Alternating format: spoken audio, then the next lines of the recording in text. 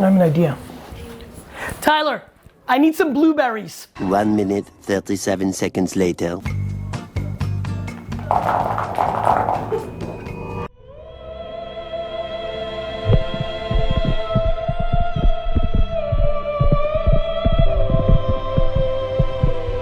And this is WeeklyVee 5. If you do not love losing, you lost.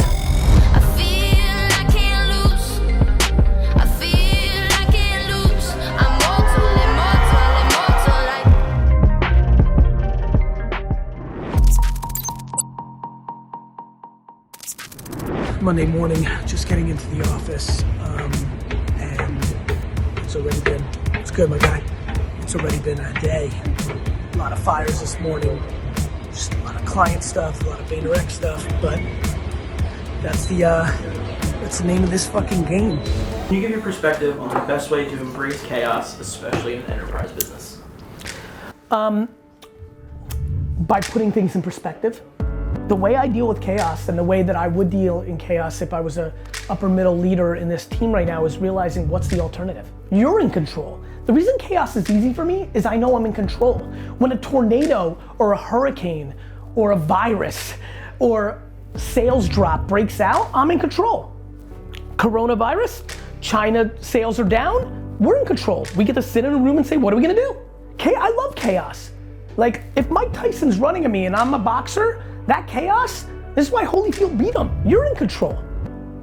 Yeah, it's not fun or scary or whatever, but you can die.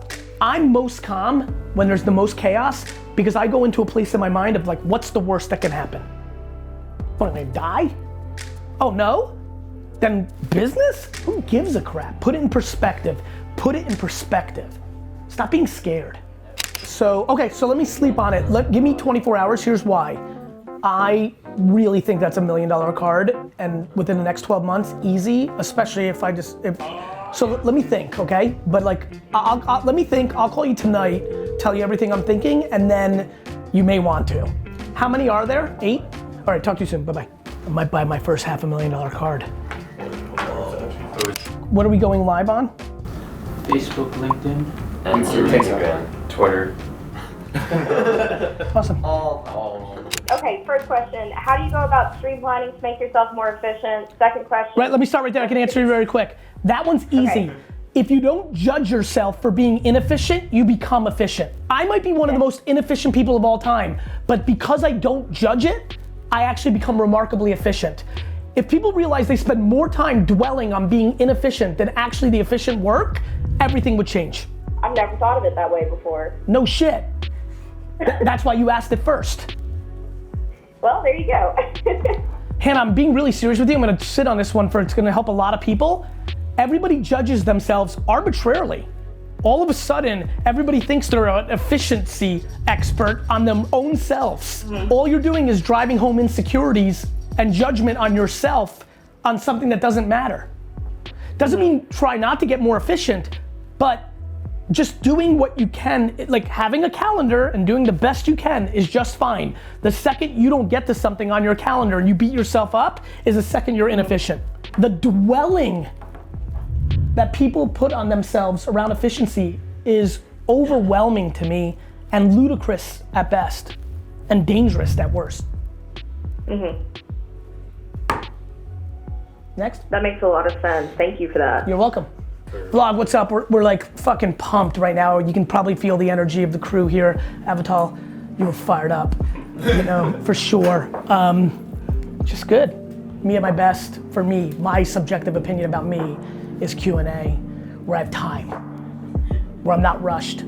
The interrupted by and the it's because it's a time frame. I feel rushed. I'm trying to get to answers. I'm trying to get insights. It fucks with you guys. You get mad at me. Not a good format for me. Q&A, great format for me. I can dig, I can do the follow-up question. It's less broad, it goes deeper. I show more stuff, it helps. You can associate with the people. There's only 49 groups of people. You see yourself in one of or two of them. It's good shit, I'm super pumped.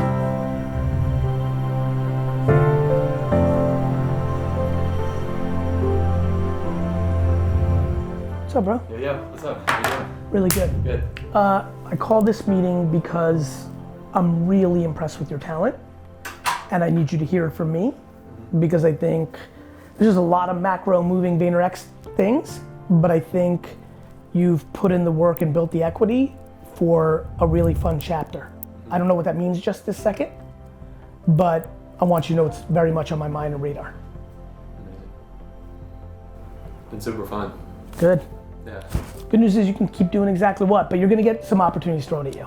Cool. I don't know exactly what that means, but I know I'm on third base on cooking, which means in the next 30 to 75 days, shit's gonna hit, and you're the top of my mind. Fire. Yeah, it's in the world of like running a company where 93% of your shit is fucking problems and fires and shit and tough conversations. It's awfully fun to have a 7% conversation where it's good and it's going. And you know, listen, I know how wired in you are to like the movement. Like your patience and execution now becomes your advantage. And your talent. You have it. Appreciate it. Yeah, that's it. Hey guys, I'm just popping up in the middle of this, or I get the end of this meeting. Like it doesn't, I mean, I don't know how long that was, but I know how you guys are gonna post edit this. Like it does not take a long time to make an important impact.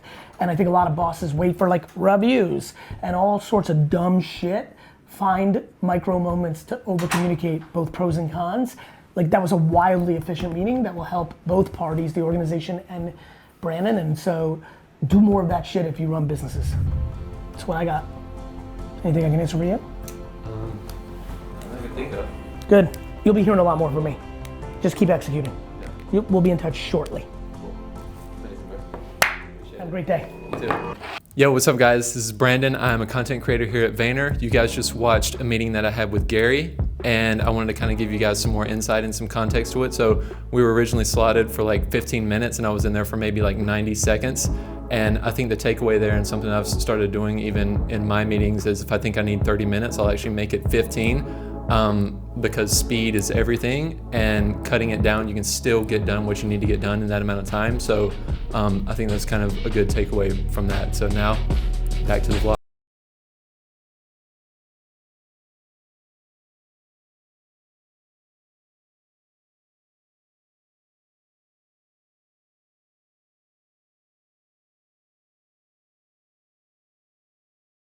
An Uber because we had a little travel audible called this week. So Gary's driver is not currently in New York City, but he will be tomorrow. And in the meantime, I am taking over the vlog. It is my vlog. 6 views.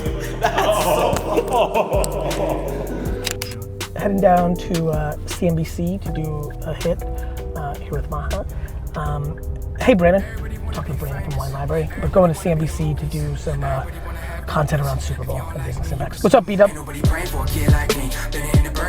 Hello. I've been such a big fan of yours and watch your Instagram Thank videos. you so much. It's a pleasure to meet you. Thank you, my Can friend. I just take a Very quickly, because I'm going on air in a second. Pray for me, pray for me, pray for me. I just been patiently waiting for things to change. Very good, how are you? Trying to see the vision that I really gon' get. I be living Thank you, bro. what I'm giving instead. Used to be a sheep just Be trying to get on by. CNBC in 10 minutes. In 12 minutes? 10 minutes, 4:35 Eastern. Tune in to see if Caleb gets the right shot.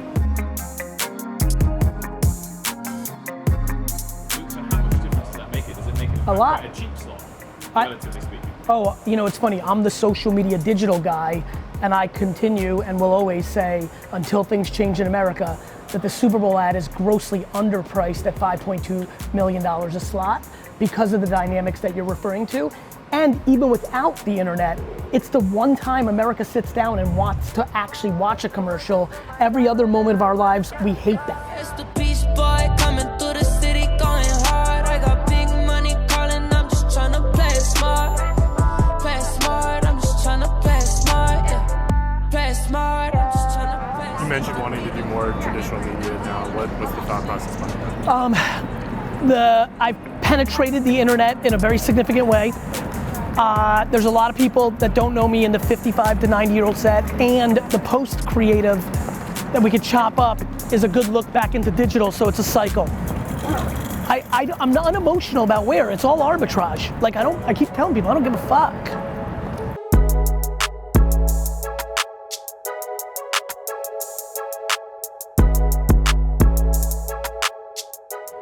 I'm a huge fan. I just have to say, I watch your videos every single day. Thank you. My roommate, so can I get a picture with you? You can. Oh my gosh. Thank you Nice so to meet much you, nice to meet you. everything. Thank you. What is my life?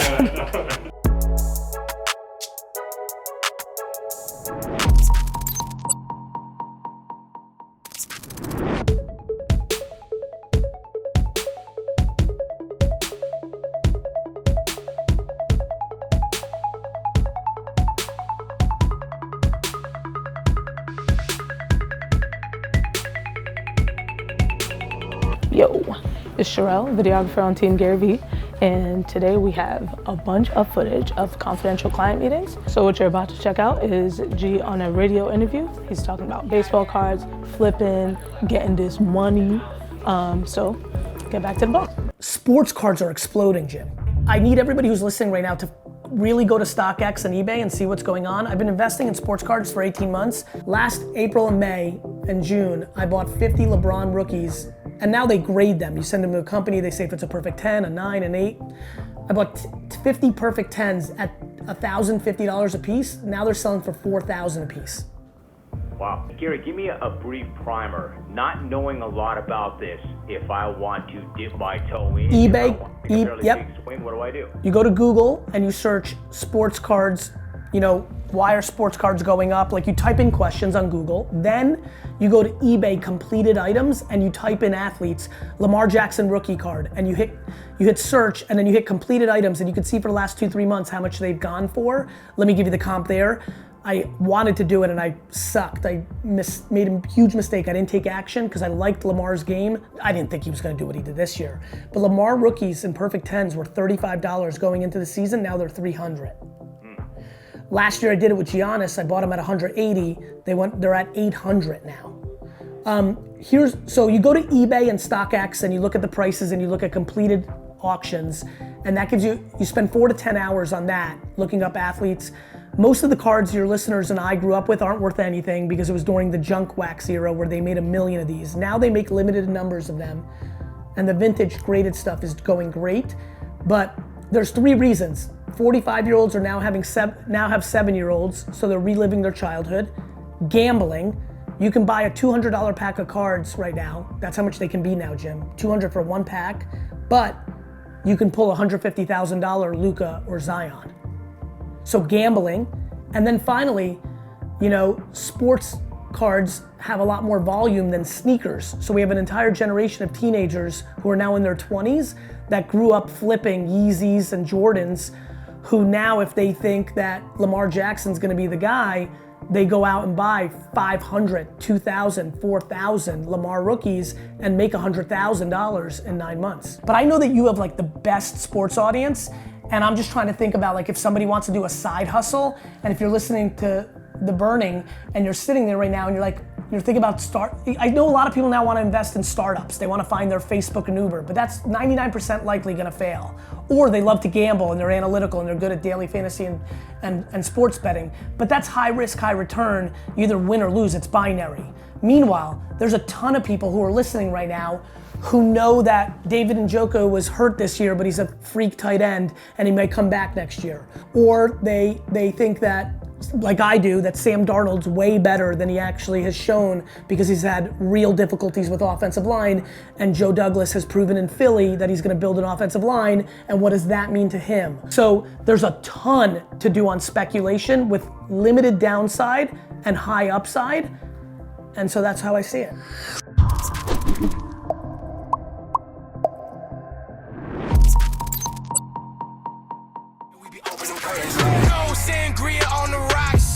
I don't got time for that. Mama got 20 years left on the clock. I only got time for that. I don't prefer them sneakers or the socks. I don't got time for that. Just got into the convention center here in El Paso. This is where UTEP plays. Big shout out to Tim Hardaway, senior. UTEP two-step. I remember you.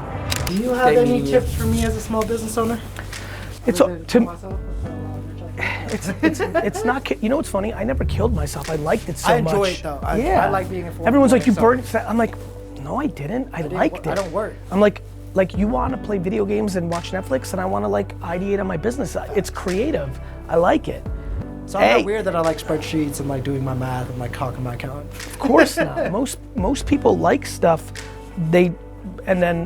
But for some reason, they either put things on a pedestal or demonize it. Like, I don't understand why people can't just understand it's a self-awareness game. Like, I don't want to be a starving artist, but somebody who loves the fuck out of it, I'm like, that's awesome. Like, I just don't understand demonizing people's joy. So what would I say to you? I would say nothing beats loving the process. That's why I'm 45, I love it.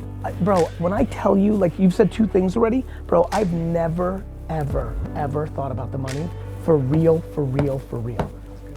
And I lived it. Like people yeah, like, you know, back to like, I'm like, but I lived it. I worked every fucking day until I was 34 years old for my dad and left with nothing. Zero. Like, you know, and then I started a company with my 11-year younger brother. I had all the leverage and we went 50-50, right? And like if you love your game, you've won. It will all be there. I've never had more leverage to make money and I've never been cooler, and I'm fucking 44. And that's not what you think at 26. How old are you?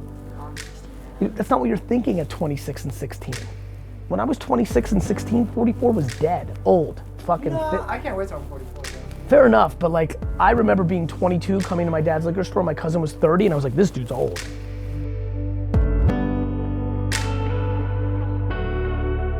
I actually graduated from this university, and I've been here. I was a C student. I went homeless, and I didn't have any social media because all that shit happened, and then I went back home where my parents had kicked me out, and I found this right there in my mail, and this is how I discovered you. I wanted to be a marketer. Now I'm a national marketing manager. I run 387 stores for cricket. I'm still fucking hustling. I bought my home. I'm still short on the cash, so I got a second job now. Good for you. Taxes for anybody that needs to. By the way, real quick. Don't worry, bro. It's all good. We're all here. I'm gonna make a point right now that's gonna really, really resonate. Dude, a lot of people have been up here and said a lot of things, and a lot of different claps happened.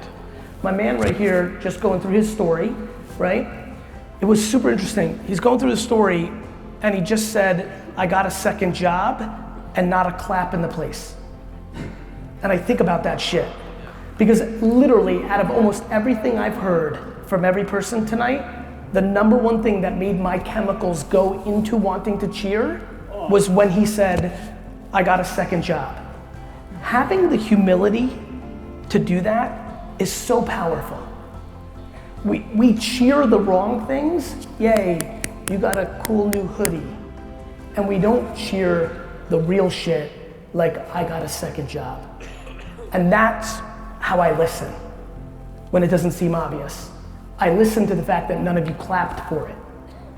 And that makes me say, this doesn't have enough awareness to how powerful it is, which then gets me into, until we clap for humility, we will not understand the foundational piece to success.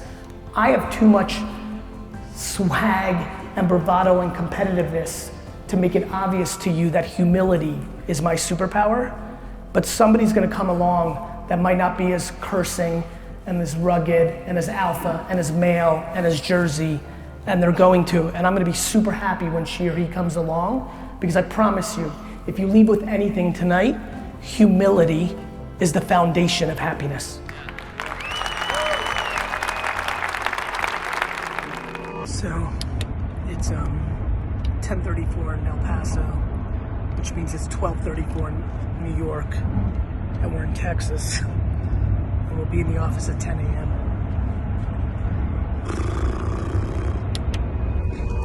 El Paso, WeeklyVee. It's been a long fucking day.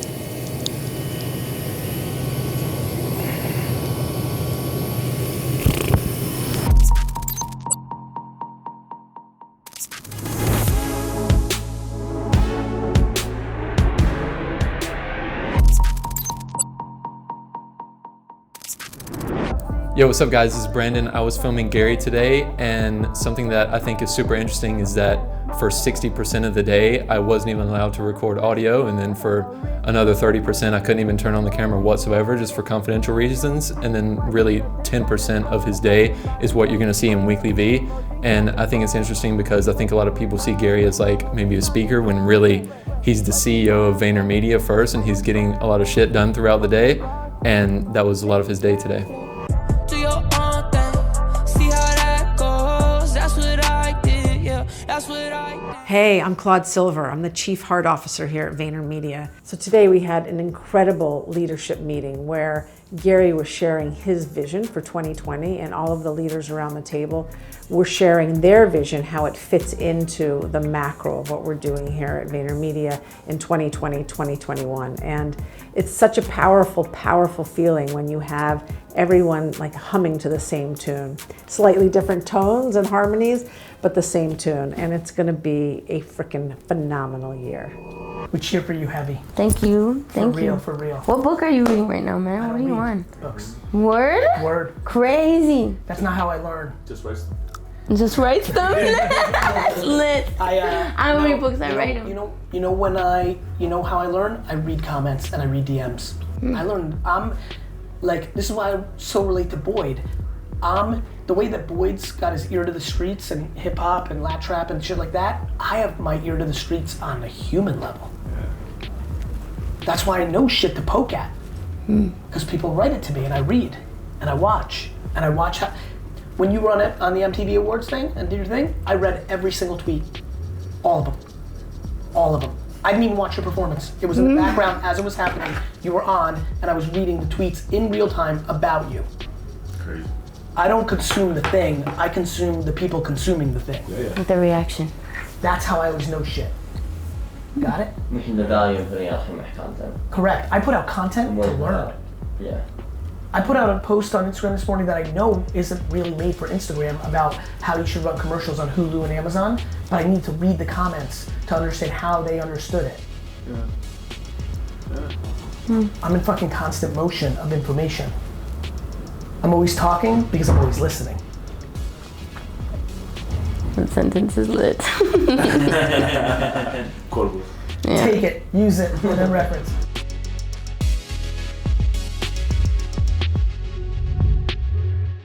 That stuff. Yeah, so I started a YouTube channel, and one of the questions I wanted to ask you was I'm having trouble finding a niche because I do so much shit. Obviously I played football. I don't think you need to find a niche. I think your niche is that you are that human being. Yeah. Football, After Effects, small town kid. Yeah. I'm sure 17 other things you haven't told me yet. Yeah. Your niche is you, the human. Yeah. And everyone's like, oh, I need a niche, which actually means I need to stay narrow in something and just talk about football. Yeah.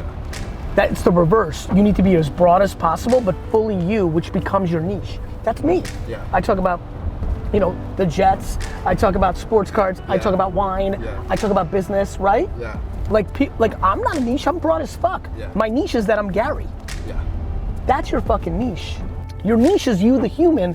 Everyone's holding back their full self, and then they're like, okay, I'm only showing people 3 parts of me, and I gotta pick one. So they go this narrow instead of being them. And that actually is the macro niche. Yeah. I see what you're saying, because everyone on YouTube watching how to grow and shit, it's all about you have to pick a niche, be SEO, it's how you do stuff, but in reality that's transactional. Yeah. That's how you get subscribers and views, but long term, don't build actually something meaningful. Yeah. 100%. Right? You understand? 100%. Dude, yeah. You think I ever thought I was gonna show my garage sale content? Yeah. When I first put that out, everyone's like literally, some people are like, yo, that's the crazy shit. And then a lot of other people are like, you can't, my real friend, not my real friends at all actually. My real serious business acquaintances called me yo, this looks stupid. You're making yourself look stupid. You're so, I'm like, you're fucking stupid. Yeah, it's not about that. Of course, I'm not posturing out here. I'm not worried what people think. I fucking garage sale. I like buying stuffed animals for $1 and selling them for $9. That's what I'm about. And I think a lot of people are scared to go there. Yeah. The me's of the world want to show a private plane. Yeah. The me's of the world, aka got a little something going, they want to show a BMW. They want to show courtside. Yeah. I'm like the reverse. I'm like fucking having random meetings with kids in the backseat of my car. Yep, and the reason why you are who you are is because you hustle like that, like at garage sales. You like flip shit. You don't. That's care, right, like, and it's about value. and it's about value. Yeah. You got it. I want to help people. Yeah. Like, there's a lot of, you know why I started showing my garage sale stuff? Because a lot of people DM'd me saying, yeah, whatever, but I have no money. I'm like, cool, I had no money most of my life. Let me show you how I did it. Yeah. So sick. Right? Like, here's what you do when you have 20 bucks. You make it 400 bucks. Yeah. How? Being humble and grinding like a fucker. Yeah. 400 becomes 4,000. 4,000 becomes 40,000. And then you got a little nut. Now you can do something. Yeah. Dang. This is surreal. Like, I'm not So Ruggles knows someone on your team, and I was like, is there any chance like I'm gonna be in New York? Like I had a job interview I actually just got out of like an hour That's ago. awesome. For the summer? Yeah, for the summer internship. And so like I just You want to got out intern of at Vayner? it. Fuck yeah. Like are you fucking kidding me? Like 100%. I'm not. I'm dead serious. Dead ass serious. I'm gonna make this real serious. Avi, when are we there? 3:35. Okay, I need to do a bunch of shit. I've given you what I needed to, plus I'm giving you the biggest thing. I will get you an internship at 137 or Vayner if you jump out of the fucking car now, so I can have 20 minutes to get my shit done. Fuck yeah. Done. Thank you so much. It's been a pleasure, man. Can I get I'll see you this pictures out summer. real quick? 100%. Oh, hell yeah. All right. Wanna check it? Appreciate you. Oh yeah. I got it. Bet. All right. Hell yeah. I'll see you soon. So much. Yeah. Send me an email. Sounds good. I'll get that rolling Thank for the you. summer. Appreciate it. Talk to you. On fire. Just life now. Yeah. Can I get you to speak to the vlog just in general about today, Gary? Just like what happened, like meetings? Today was a super operational day, Brandon, you know? Like, I think this week is kind of interesting. Like, I'm not sure how epic the vlog is gonna be because it's fucking been an operational week heavy. Outside of the quick trip to El Paso, right? We've been in fucking operations, VaynerX world, and I can feel it. This has been an epic week of ops, and I'm really excited about it. So, just getting a lot of work done that's gonna really impact the business, and I can feel it, and going to a big meeting here at Spotify now. Just, I'm in an interesting zone. I don't know if you can like feel it at your level, or like, I know you're close to so many people on my team. Like I'm in a very focused zone. Yep. It's a lot more operations than people think. That's what I was getting ready to say. I still feel like people, even though we put out so much content and we put out 7.5-hour vlogs, I still feel like a lot of people still don't realize. Yeah, people think I'm an influencer. Yeah. Or a motivational speaker. Like it's funny. Yep. Yep.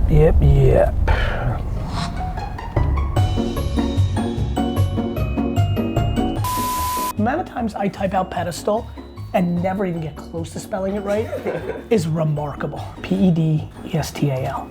Pedestal. I can get my own Uber. You can order it. Yes. I'm a very functional human. I was joking. 8, 7, 6, 5, 4. My husband doesn't believe I'm actually on the phone with you. He's sitting next to me. What's his name? His name's Daniel. Hey, Daniel. What's up? What's up, bro? It's really me, bro. This is not an automated message. That sounds like you. It's really me, bro. I promise. That's cool. It is cool.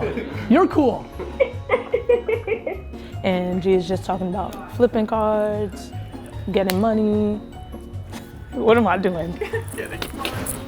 Jason, I hate this so much. Ready? Oh. 1, 2,